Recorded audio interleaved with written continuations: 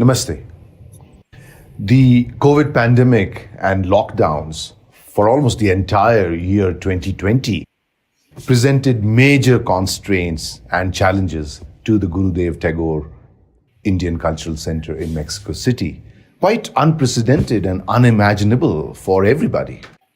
But I'm proud that GTICC rose to the challenge, it adapted, and it made sure that the show went on.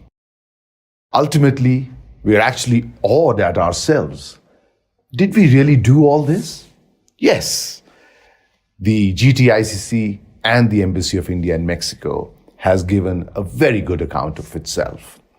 This shows the creativity and resilience of the GTICC staff, led very ably by their workaholic director, Dr. Srimati Das.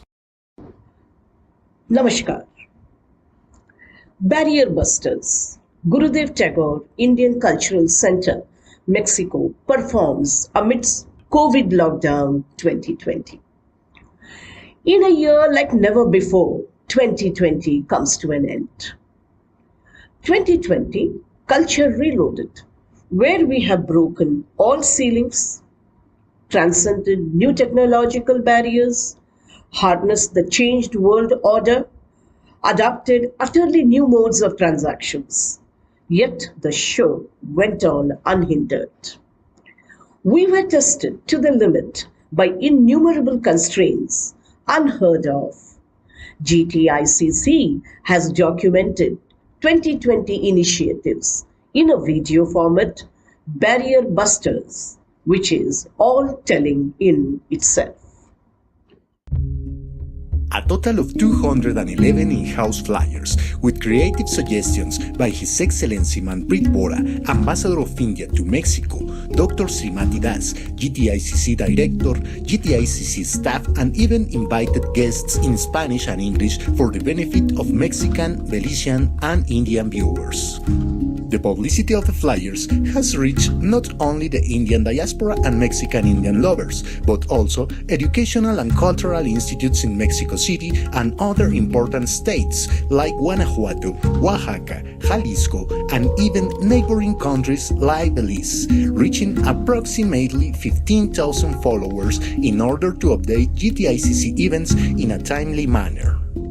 The digital flyer creation and distribution has been involving the paper reduction, resulting in the minimization of GTICC overall carbon footprint.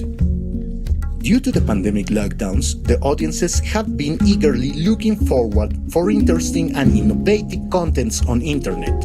At the same time, the GTICC has been producing multi-themed content in different forms and platforms, resulting in the increasing number of contents as well as viewers. The Embassy of India in Mexico and the Gurudev Tagore Indian Cultural Center organized 31 cultural events in 2020. These events were grouped into four main celebrations: 70 years of India-Mexico diplomatic relations, International Yoga Day, 150th birth anniversary of Mahatma Gandhi, and International Ayurveda Day. These celebrations were held to share with the audience the connections and similarities between Mexico, India, and Belize in different aspects.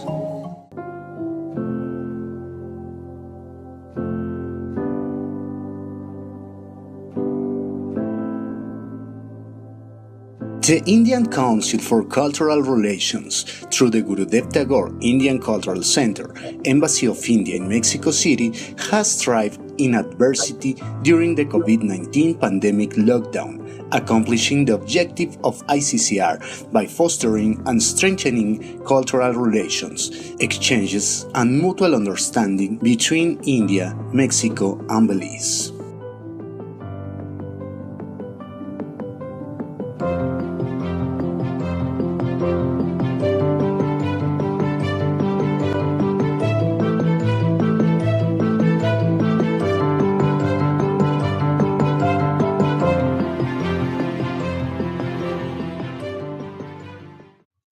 Namaskar. When we speak about India, we get reminded of the vibrant and dynamic nation we represent in an equally vibrant country like Mexico.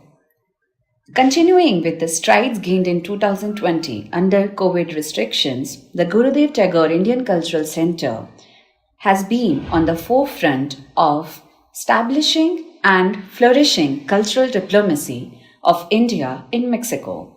The center forays ahead to contribute towards building this great cultural bridge between India and Mexico.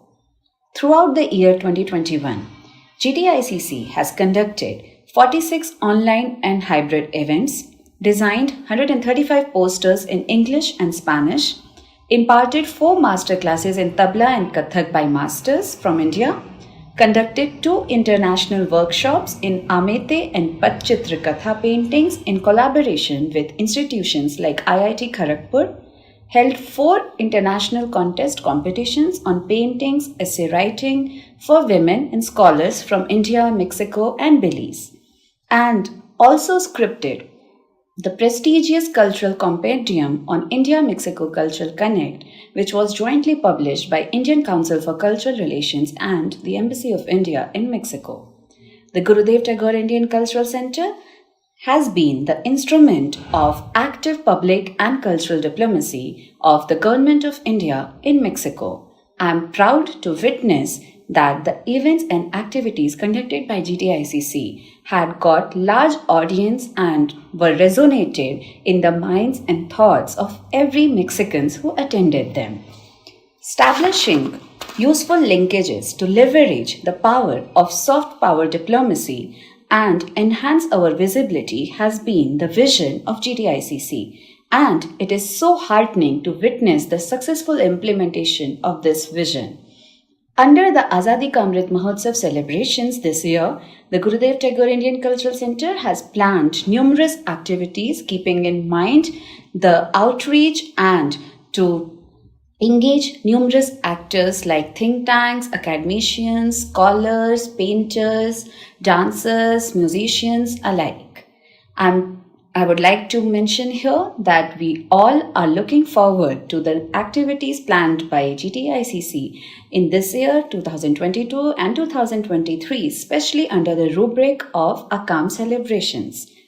The spirit has been reinforced, the energy has doubled, and the partnership between India and Mexico will definitely flourish in the coming years, especially in the field of cultural linkages. I invite all of you to please come and attend the activities being performed by the Gurudev Tagore Indian Cultural Center virtually as well as physically. Please join us in celebrating India in Mexico. We are at your service. Enhorabuena, muchas gracias. Namaskar. As the director of the Gurudev Tagore Indian Cultural Center, Embassy of India, Mexico, it gives me a great sense of accomplishment to lead the team and to put on record the voluminous work put in by my talented, hard-working, highly technically savvy team members, Mr. Ricardo Perez, Gabriela Mora, and Aaron Espinosa, in transacting the numerous initiatives for Mexico and Belize in 2021. We have endeavored to give you a glimpse of what we accomplished under pandemic situation in 2020 through this promo video, Barrier Busters. 2021, another year, much team effort, many milestones crossed. Nothing limits us in our conceptualization and realization. 3 events out of the 46 cultural events conducted since January 2021 till date, which stands out for us at GTICC. The first was an international painting competition for amateur women painters from India, Mexico, Belize in July 2021, and the theme was No Lockdown for Creativity. Their take on the pandemic. The response has been stupendous. The second, we are very proud of our initiative in celebrating October 2nd in a very unique manner. this year in conducting the video blogging competition on Wallpaper Mexico with philosophies and thoughts of Mahatma Gandhi, in collaboration with the prestigious Children Film Society of India, Ministry of Information and Broadcasting, Government of India. The third was Embassy of India Gurudev Tagore Indian Cultural Center was the guest of honor at the 7th Miradas Localis International Cinefest from October 13 to 17, 2021. The highlights at this Cinefest were 8 Indian films subtitled in Spanish and the grand cultural presentations by the ICCR scholars of this cultural center. We did woo the spectators. The year 2021 yet to conclude, and I'm sure these cultural forays will be taken to new heights with every dedication and devotion by GTICC towards enhancing the preferred partnership bond between India and Mexico through this soft power diplomatic initiation. We will strive to give our best and leave the rest.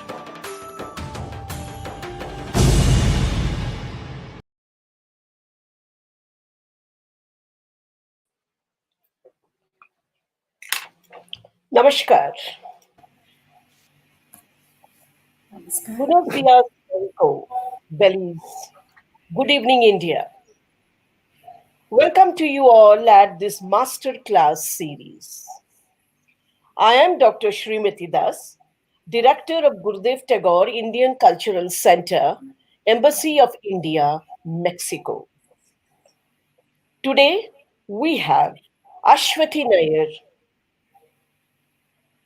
who a well-known exponent of Mohiniyattam from Kerala, India. Ashwathi has been a very well-known exponent and she has been invited to many events as a well-known dancer who propagates the culture of India. Mohiniyattam literally means the dance of the celestial enchantress, Mohini. It has evolved through a long process of evolution. These masterclass series specially crafted for the dance form lovers of Mexico. On behalf of Embassy of India, Gurudev Tagore Indian Cultural Center, Mexico City, Shajdi Affairs, Juhi Rai, and my colleagues, I accord a warm welcome to Ashwathi Nair, our masterclass instructor today. Let us all benefit from these classes. We have with us the practitioners of these dance forms, students, teachers from Mexico who look forward to today's session. We have Mariana Flores with us, who is one of the well-known exponent of Mohiniyattam in Mexico. A few words. I can't read the entire CV of Ashwathi. Very, very impressive CV. And we are very happy to have you here, Ashwathi Nair. Ashwathi hails from a family of distinguished artists and is a torchbearer of the Kerala Kalamandalam style of Mohiniyattam. She started her training under her mother, the renowned dancer Srimati Kalamandalam Saraswati, at the tender age of 4. Her passion for Mohiniyattam continued to bloom under the guidance of late Srimati Kalamandalam Leelamma, one of the most illustrious names in Mohiniyattam. Ashwathi is a recipient of the Senior Scholarship for Mohiniyattam instituted by Department of Culture, Ministry of Human Resource Development, Government of India, and an A-grade artist of Doordarshan, India. She has received the prestigious Kala Ratna Award. Let me tell my Mexican friends, Kala Ratna Award is a very famous, a very prestigious award in India. And our masterclass instructor today has been given Kala Ratna Award from the Ministry of Culture, Department of Tourism, Kerala in 2013, and Rotary Award for Professional Excellence in 2012. Besides being a regular performer in the Sabhas in Chennai, as well as major festivals such as the Surya Festival and Kerala Sangeet Natak Academy, Mohini Nritya Festival, Ashwathi has toured all over India and to countries such as UAE, Bahrain, USA, Canada, Malaysia, Egypt, Reunion Islands, Indonesia, Sri Lanka, Singapore for performances. She has choreographed several thematic productions both in India and abroad. Ashwathi is also a much sought after choreographer for corporate shows in Kerala, such as the Kairali TV, a very famous TV channel in India, Mathrubhumi Surya Film Awards, Grand Kerala Shopping Festival, and has the opportunity of doing group productions in Mohiniyattam for Doordarshan Kendra Thiruvananthapuram. She has participated in Toronto International Dance Festival as recent as in July 2019. She has presented papers, an academician too. She has presented papers at various seminars, international and national, on Mohiniyattam, like innovations in Mohiniyattam, like how to bring Mohiniyattam to the present days. That's where I'm also very much interested, Ashwati. And Sakhi, messenger of love. Born as the daughter of renowned Malayalam writer and filmmaker Sri M.T. Vasudevan Nair, Ashwati assits her mother, Kalamandalam Saraswati, at Nrittalaya School of Classical Dances functioning in Calicut.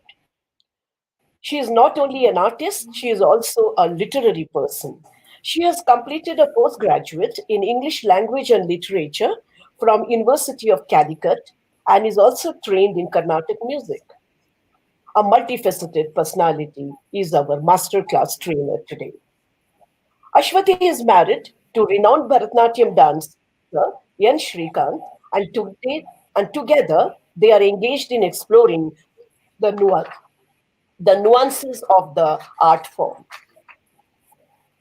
Before we begin, I would like to tell the audience, the spectators who have logged in with us today on Facebook and on YouTube, that you can share your email on the chat boxes so that we can share today class notes to you in Spanish, as we have done in the previous two master classes. After the class is over by Ashwati, we will share the notes to you. And secondly, in the chat box, you can ask questions to the masterclass dispenser. She is here to answer your questions and make it in the chat box. And last but not the least, I would request the Indian classical dance form lovers in Mexico to make best use of these master classes, because as we believe in Gurudev Tagore Indian Cultural Center, nothing but the best of the best for the Mexican art lovers. Welcome, Ashwati. With these few words, I hand over the floor to you. Namaskar. Bienvenidos. Welcome. Namas- Namaste. Am I audible? Yes, you're audible.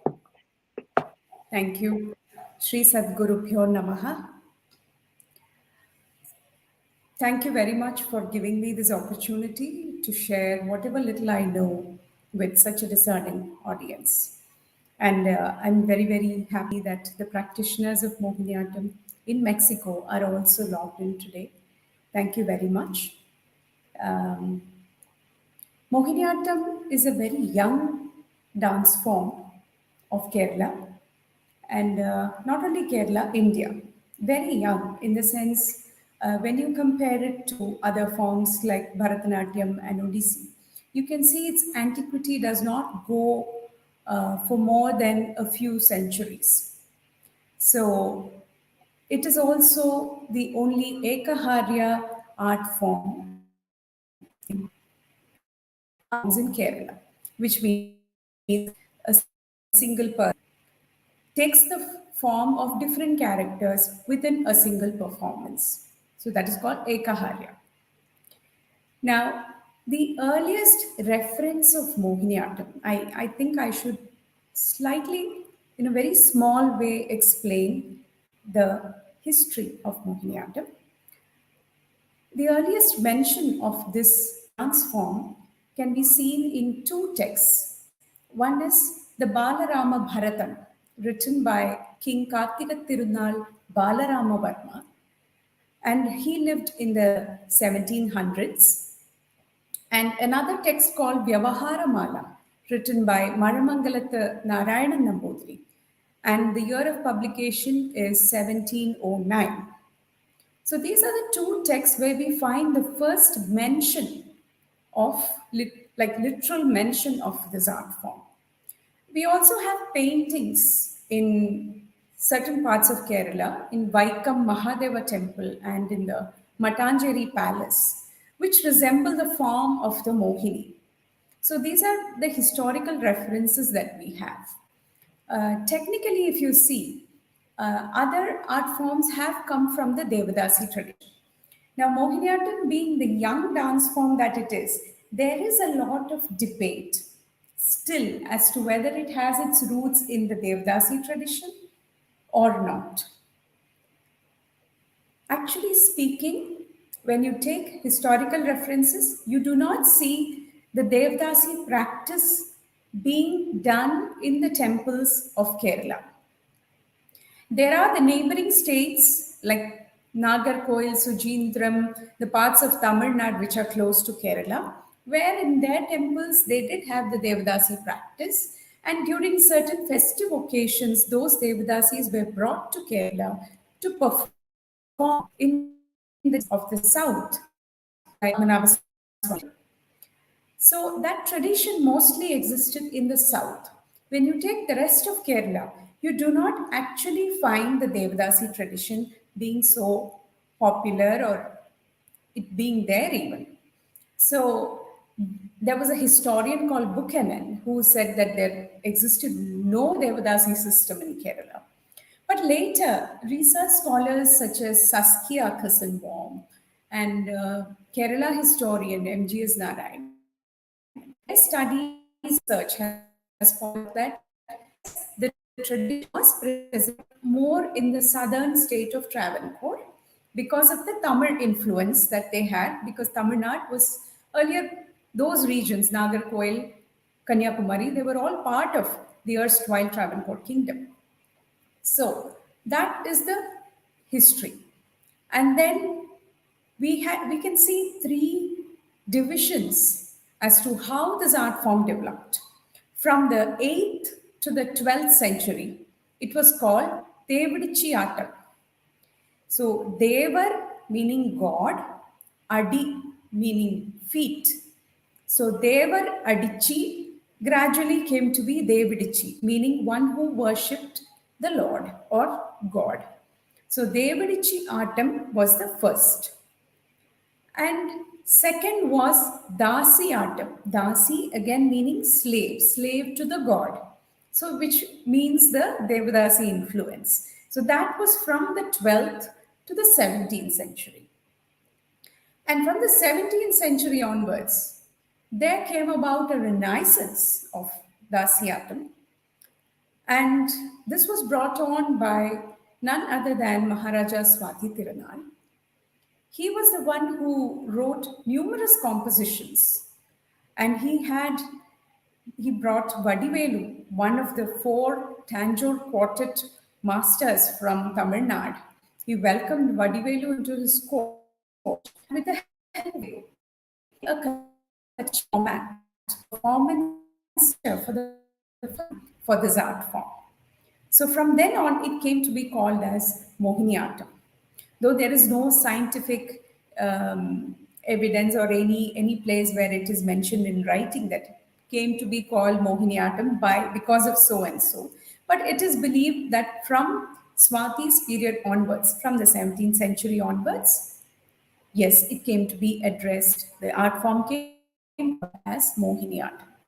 And these three to be the most important stages in the development of this art form.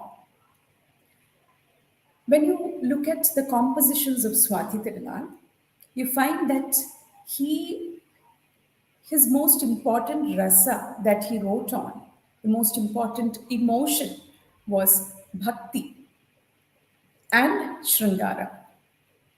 And sometimes Madhura Bhakti or Sringara Bhakti, a combination of both.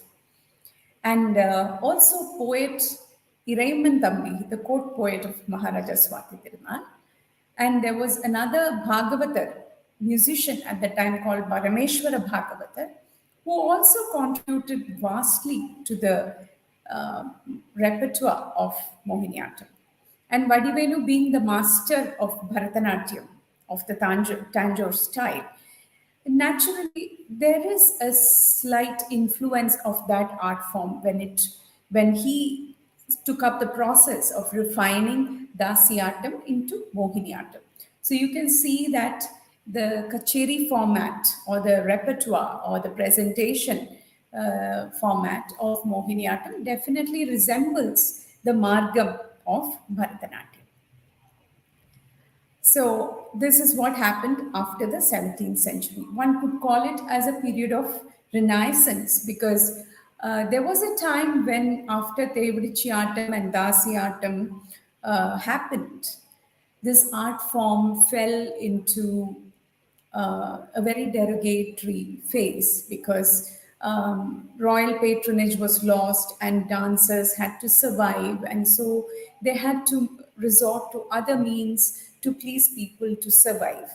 So, from that derogatory phase, this dance form had to be refined and brought out of the stigma that it had in society. It was in 1930 that Mahakavi Vallathol Narayana Menon, a very famous Malayalam poet of the time, because of his sheer love for Kathakali, decided to establish an institution to propagate and teach Kathakali in a proper institutionalized manner.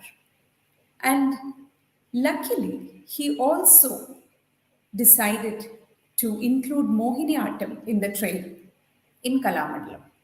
So from 1930, we have the institution that actually started giving training, systematized training in Mohiniyattam, which is a Kerala Kalamandalam at Shornur in Kerala. So that proved to be a landmark event in the history of Mohiniyattam.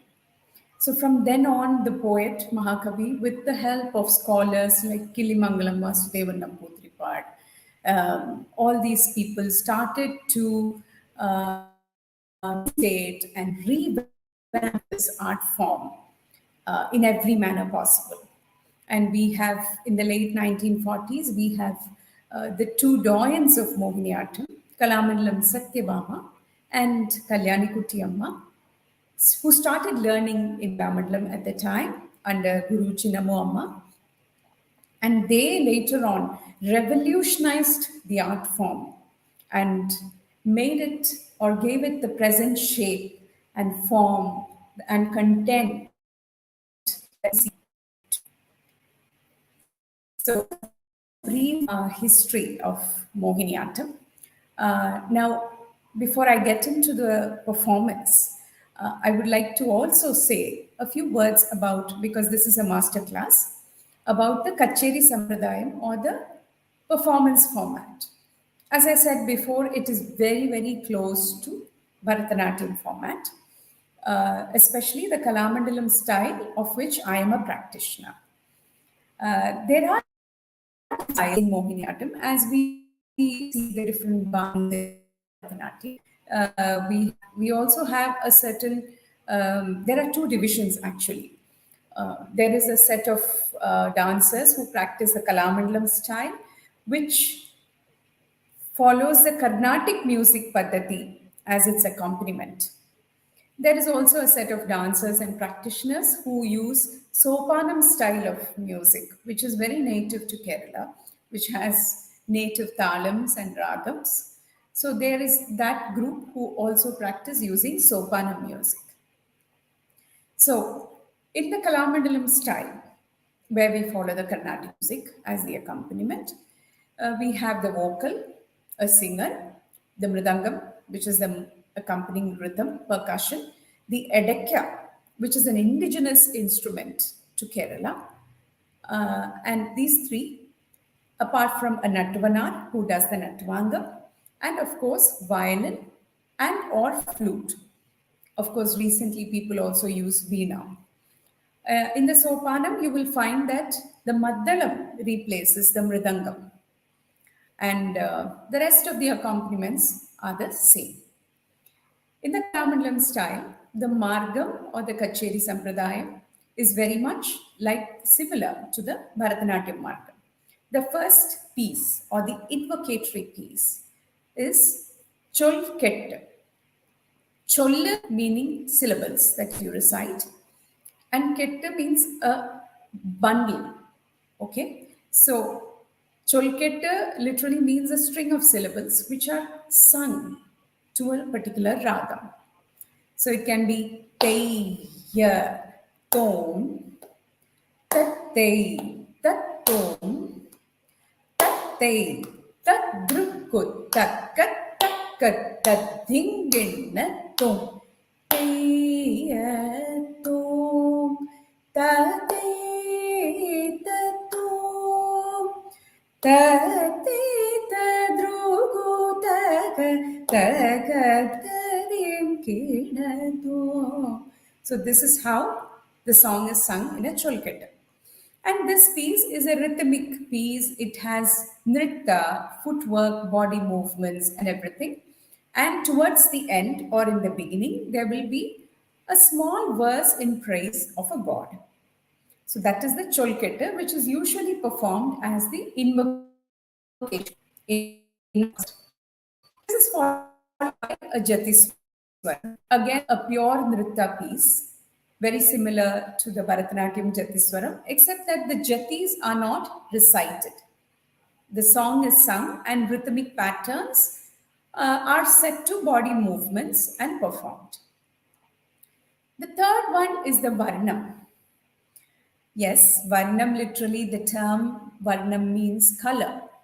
It is the most colorful and the most interesting and the most challenging piece in a concert.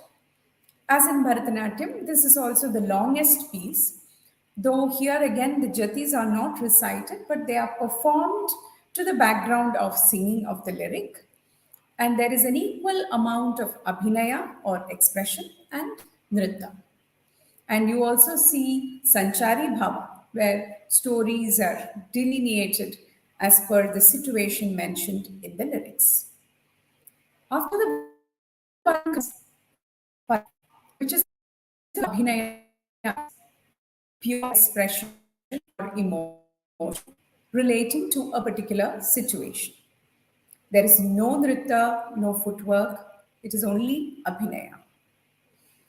After that comes the Tilana.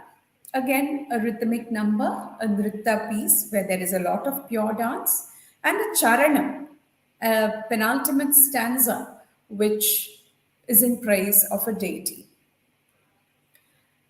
Normally, earlier it used to be practiced to the concept shloka. Shloka means a verse in praise of a deity or one or more deities, which is usually sung without any rhythmic accompaniment.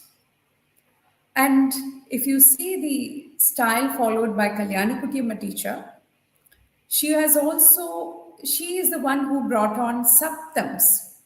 And sometimes they conclude their concerts with an item called saptam, which has a verse in praise of a deity, followed by a short rhythmic interlude, again a verse, again a rhythm, like that it goes. So this is the basic kacheri structure that you see in Mohiniyattam. Of these items, I thought I would present an excerpt from Chol Keta.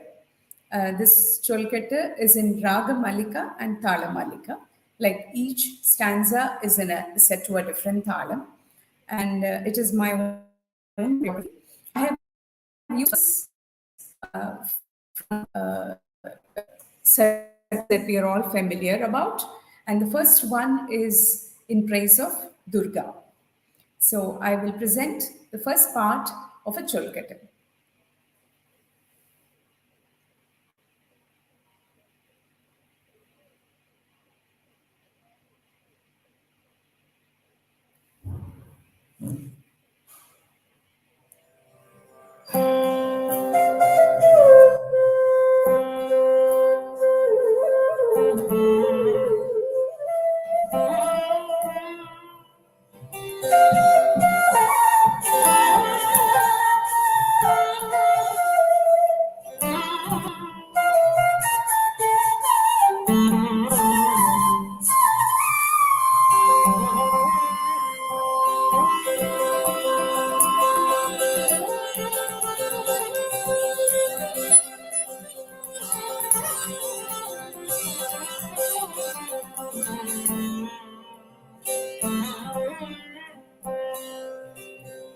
jam ta januta jam jam ta januta jam jam jam ta januta jam ta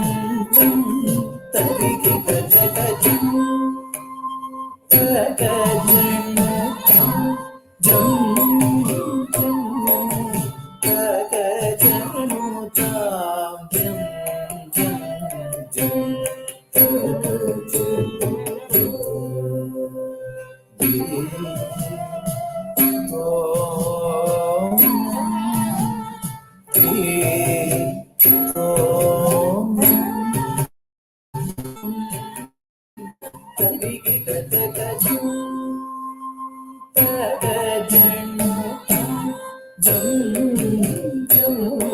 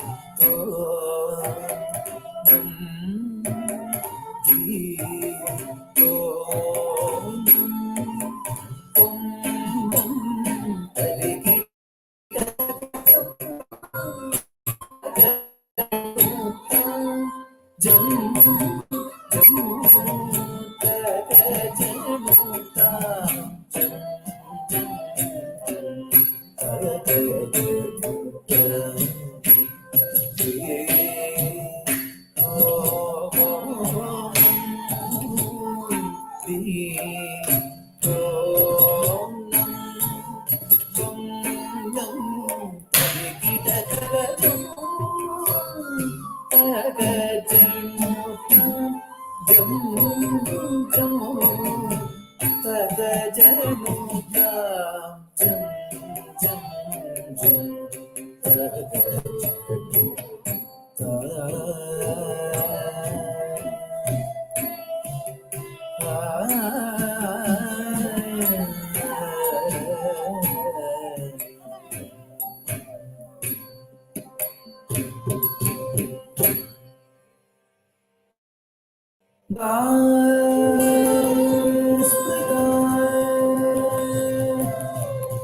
Kharasi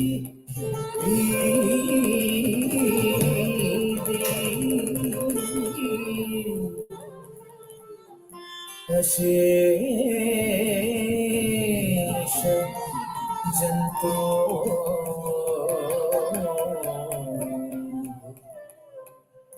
स्वस्ति स्मृतामति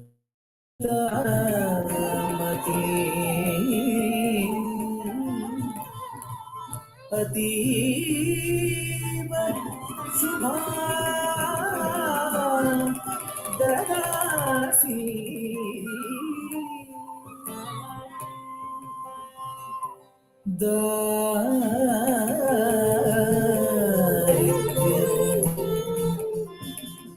दुःख भय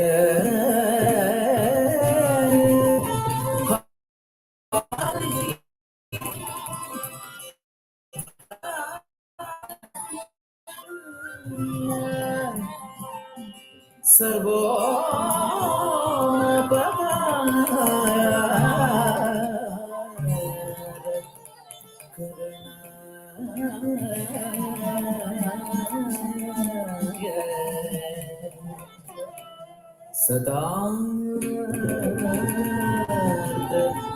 चित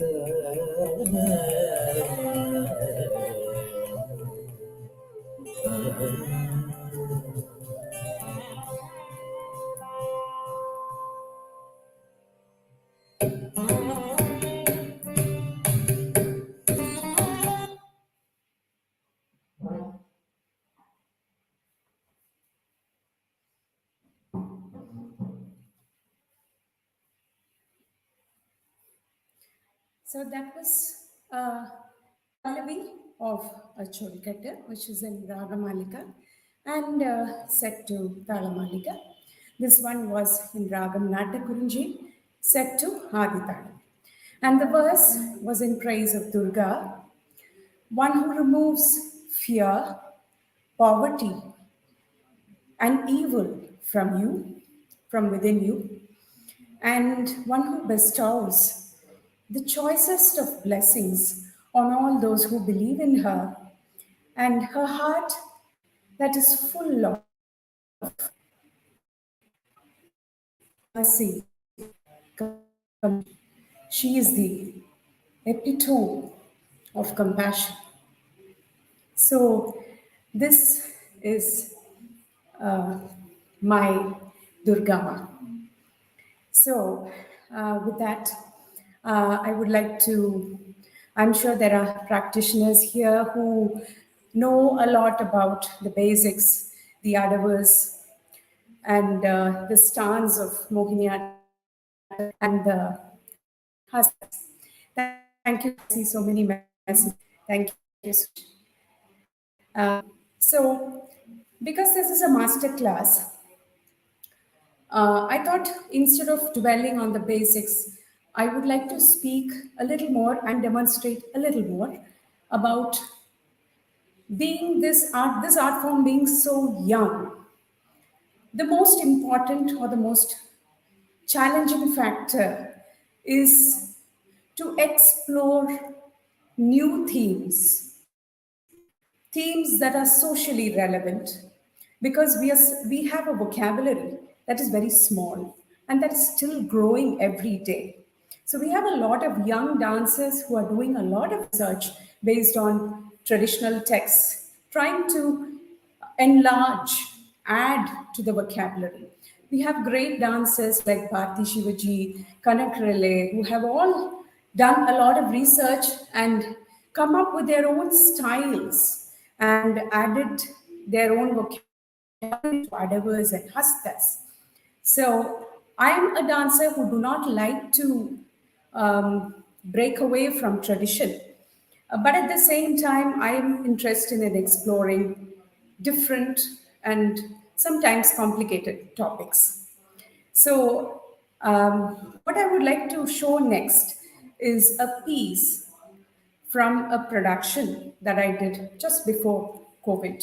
That is my latest production.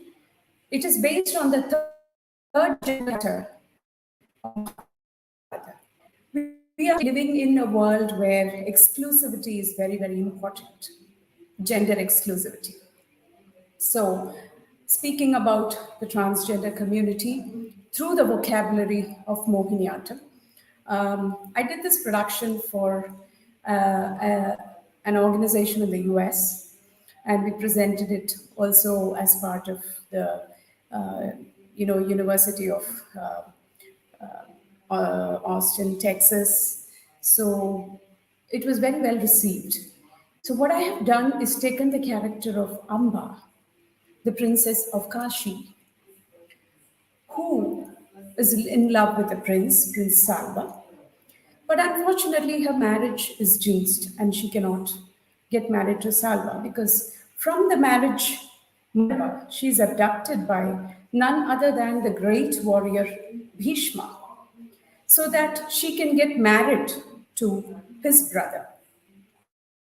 Amba, Ambalika, and three of them abducted so that Bhishma's brother can marry them. Unfortunately, Amba is completely in love with Salva. So she tells Bhishma and his brother, please let me go and be one with my love. She manages to convince them. She goes back to her prince, her lover, who rejects her, saying, no, you have been taken away by Bhishma. Go to him. I will not marry. So she goes back crying to Bhishma, saying, will you accept me? Bhishma says, no, I have taken the vow of celibacy. I have to remain a brahmachari, I cannot. So Amba is shattered. And so in her anger and grief, she does penance to praise to Lord Shiva, who grants her a boon that she will be born again as a male and take revenge on Bhishma, kill Bhishma in her next birth. So she immolates herself. She jumps into fire and dies. In her next Janma, she is born as the daughter of King Drupada before Draupadi. So Drupada names her Shikandini, but something tells him that she has to be raised as a boy. And Shikandini is raised as Shikandi. So what happens? A woman who's raised as a man and the parents hurt her. The marriage becomes a disaster as the princess discovers that the prince Shikandi is actually Shikandini. So again, Amba is again deceived. She feels cheated. So she is humiliated. She goes to the forest where she finds a Gandharva who gives her masculinity as a boon. And with that, she goes for Kurukshetra war, and whereby she helps the Pandavas in defeating Bhishma. So, Amba's journey to Shikandi. It's an hour-long production. The challenge for me was to actually show the transformation. Of course, there were different factors. The lighting played a very important role, the costume. But here I would like to just show that very important transition. Shikandini, girl is born as a prince, married off to a princess, humiliated, goes to the forest, and with the help of the Gandharva, the celestial being, transforms into a man.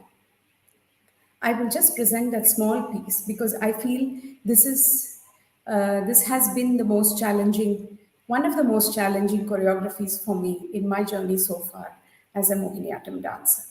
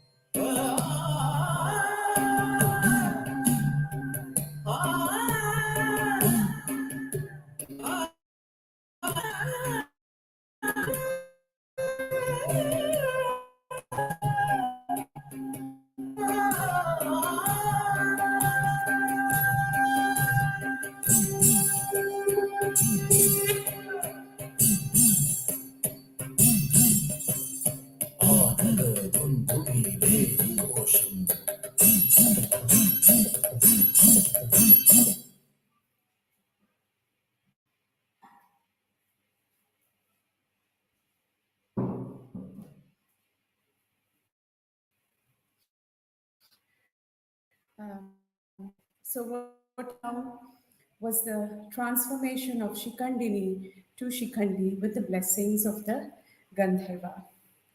Um, I'm not sure if this is how it should be seen because you need the right lighting, the costume, all that goes in. But I just wanted to share with you that from my experience, I have found that tradition is never a limiting thing.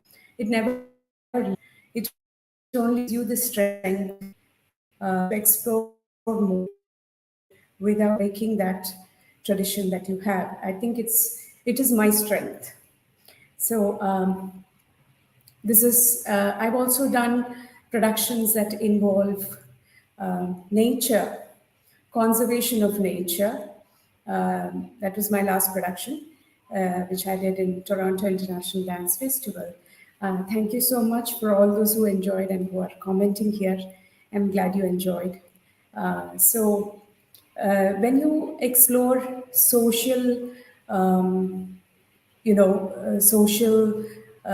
socially relevant themes. I think it is very important in the growth of this art form. Bharatanatyam today is known world over because of that one factor that it also its antiquity, but also that dancers have a lot of freedom in exploring it. Its vocabulary is so vast and it lends itself to that kind of exploration. So I'm sure that Mohiniyattam also, despite being rooted in Lasya, so what is Lasya? The most feminine, graceful form of movement is called Lasya. And that is the very basis of Mohiniyattam. But even without losing out on the Lasya factor, we can still factors. For example, Shikandi and she's about to go and take revenge on Bhishma. So that kind of expression you can still explore without uh, losing the grace factor. This is, I think, the time limit I have exceeded. I'm really sorry, but Srimati ji, can we open the questions or how is it? Ashwati, it was a beautiful performance from your side. We were all mesmerized, and you have got so many praises here, and we are very happy that your master class has proved to be as effective as we had the other two master classes. You have some questions here, but Sure. I would, before you take up the questions, you will get some questions really. I would request Mariana Flores, who is a well-known teacher from Mexico, and she has done from Kerala Kalamandalam. Am I right, Mariana? Namaste, Mariana Yes, ji. ma'am. If you have Namaste. some, Namaste. Yes, I was studying Kerala Kalamadalam. And now I am studying with Dr. Nikila Vinod in online classes. so Okay, Mariana, if you very have nice. any question, please you can ask the Vidushi, you can ask the Guruji. Yes, I have a question about today's Mohiniyattam, today's situation. What do you think about the evolution of Mohiniyattam in these days? Not only because of the pandemic situation, but also because many people are looking for more. If they are students, they are looking like for more study 3 months and then they want to perform. And also the public, the audience are looking for more entertainment and less feel deep emotions. So sometimes we as dancers and as practitioners have to adapt some some programs or some items for these new needs for the Last public. 10 years, same thing. Okay, Mariana ji, parts I could not hear you, but I think you are asking me how we should adapt to the needs of the audience or needs of the um, new audiences, new generation. Exactly. Okay, so one very disturbing factor that I have seen, like what disturbs me amongst the younger generation practice, is that a lot of importance is being given to the body, music. So I think dancers should also understand the spiritual aspect. And only if you understand the spiritual aspect will you be able to adapt whatever you need to say to the audiences. Because minus the spiritual aspect, I don't think, see, even when you explore social topics, even when you're doing something new, supposing an audience wants you to do a choreography in Mohiniyattam to say saxophone, I've done that. But you need to stay rooted in tradition and not just about the body. It is about something deeper. It has to connect. When I perform, I want my dance to connect to one in the audience in a different way. Or that communication is very important. And I think that communication should come from within the dancer. It is not just about the body. So whether you adapt to the younger generation audience or you're performing for an audience of gurus or senior practitioners, it does not matter. Above the content, there is something called your inner connect. I think that every dancer should understand. That is very, very important because that's crucial to the survival. So we are not presenting something on the surface level, we are presenting something deeper. And that has to hit the audience. Otherwise, the purpose of our art is not served. This is my opinion. We Thank have you. Thank you very much. yes, Claudia. We have with us Claudia Lanos. Claudia, any questions to the Vidushi and the master? She's a folk dancer, Ashwati. Ah, Yes, namaste. I am a folk dancer. Namaskar, Ji. Thank you so much. I think there are very interesting questions in the chat. So I would like better to give this time and space to the questions in the chat from the actually Mohini dancers that are here in Mexico that have some questions. Thank you so much for this amazing Thank, performance. thank you Thank you, so much. Claudia. Thank you, Ashwati. Ricardo, Thank- some questions for the master class dispenser. Uh, what is the minimum requirement to become a teacher or performer? Uh, if you have basic training in dance, I know students who have had basic training in their respective countries who have come for dance learning 2 years. It also depends on each individual. If you are inclined to dance and if you have the talent, yes, 2 years you can master the basics, maybe like the very, very basics, but it definitely takes longer to become a performer and to become a teacher. Yes, more. You need a lot of experience for that. So, in fact, I still think I'm a student. I'm still learning, and every you need to keep learning. So there's no prescribed time limit. But 2 years, yes, maybe you can cover the very, very basic lessons of a dance form. Yeah.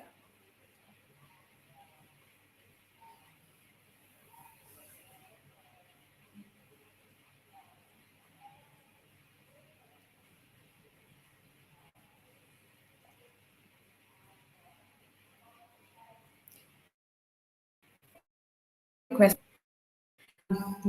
Yes, we know that a lot of children learn dance and they call themselves dancers without knowing the um, nuances of what they're learning. Like, for example, they should have, I don't know if it is fair to call them dancers because the great Guru Dhananjayan sir always says, he does not like the term dancer. He always scolds us when you say dancer. So he says you have to say you're an artist, because dancer is a very, according to him, it's a very Western term. But again, to be a dancer, in the complete sense, yes, you need to know all that you are learning. You need to know at least when you're learning a particular art form, what are the basic stances, what are the basic hastas, at least the names of the repertoire. Even if you're a basic student, like a student who's just doing adavus, you should know, okay, after adavus, I will be doing alarippu. This is how the process should be able to watch performance, understand, because watching is also learning. So the term dancer, if you have the skill to dance, then we should call everybody a dancer. But I don't know if you can call yourself an artist. There's a huge difference between those two terms, is what I think.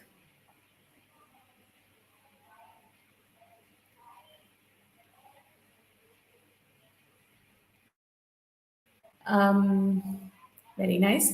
There are a number of universities in India that have courses, masters and postgraduate courses, diplomas in dance. If you Google, you will, I'm sure you will get information about institutions. There are also private institutions that impart lessons and training for those who are interested in learning dance. There are I think institutions which are also affiliated to universities, affiliated to the University Grants Commission, where you can get training. It's a long list if I were to name all those institutions, but we do have a large number of institutions in India.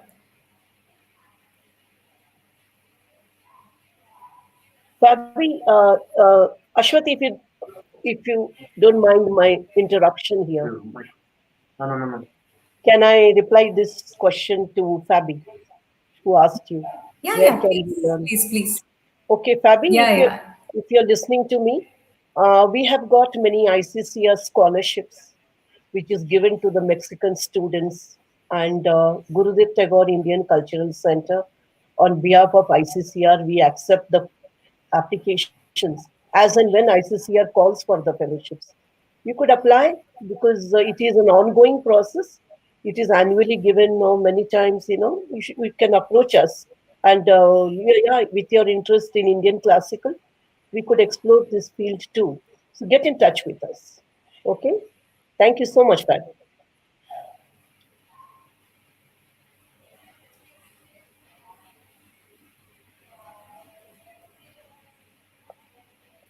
So, keeping our time in mind, Ashwati, it was a pleasure. Once again, lot of thanks, and we are really honored to have your presence because I know you're one of the best performers of Mohiniyattam in India. We have done the Google on you, Thank you. so we know that you enjoy. And I forgot to tell the audience that she has done many videos on the art of Mohiniyattam. So what we say is that along with the notes, what we are giving in Spanish, whatever she presented now, it is giving in Spanish. So Ashwati, if you could give us your email ID so that the students Yes, can sure. stay in touch with you in case they need some extra, and expertise from you.